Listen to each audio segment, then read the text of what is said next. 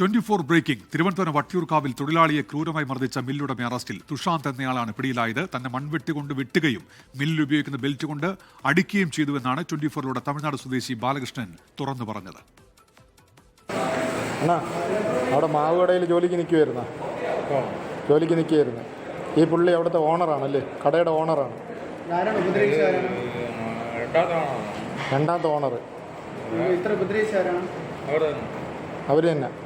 ഈ അവിടെ നിന്ന പയ്യനാണ് ആ കടയുടെ ഓണർ അല്ലേ. അവളുടെ ഭാര്യ ഉപദ്രവിക്കാറുണ്ടോ? അവർ ഉപദ്രവിച്ചു. ഇത് എത്ര നാളുകൊണ്ട് ഇങ്ങനെ പൂട്ടിയിട്ട് നിങ്ങളെ ഉപദ്രവിക്കുന്നു?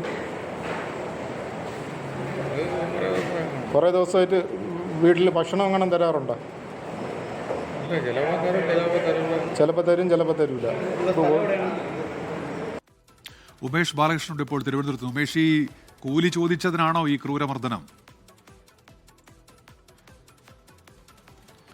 ഉന്മേഷ, ഈ ദൃശ്യങ്ങൾ നമ്മൾ പൂർണ്ണമായി നമുക്ക് പ്രേക്ഷകരെ കാണിക്കാൻ കഴിയില്ല. അത്രത്തോളം ക്രൂരമായാണ് ഈ ബാലകൃഷ്ണനെ മർദ്ദിച്ചിരിക്കുന്നത്. ഇത് 2 വർഷം മുൻപാണ് ഇയാൾ തിരുവനന്തപുരത്തേക്ക് എത്തി ഈ മില്ലിൽ ജോലിക്ക് കയറുന്നത്. അതിനു മുൻപ് കുറച്ചു കാലം ഇവിടെ ജോലി ചെയ്തു. അതിനുശേഷം നാട്ടിലേക്ക് പോയി. വീണ്ടും തെങ്കാശിയാണ് സ്ഥലം.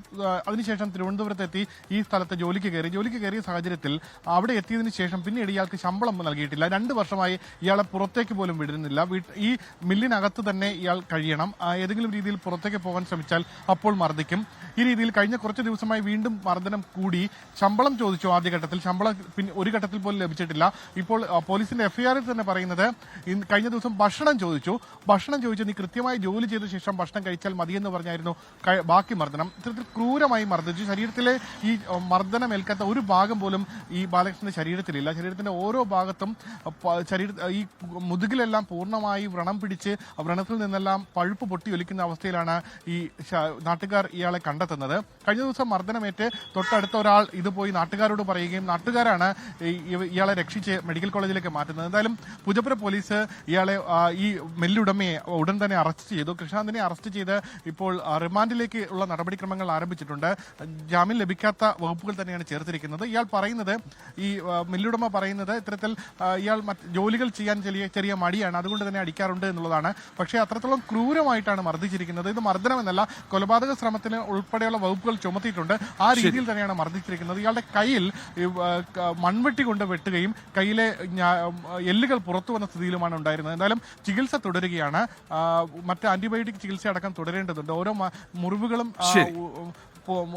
പരിഹരിച്ച ശേഷം മാത്രമേ തുടർ ചികിത്സയിലേക്ക് കടക്കാൻ കഴിയൂ എന്നാണ് ഡോക്ടർമാർ പറയുന്നത്. ഉമേഷ് ബാലകൃഷ്ണനാണ് തിരുവനന്തപുരത്ത് നിന്ന് വിവരങ്ങൾ നൽകിയത്.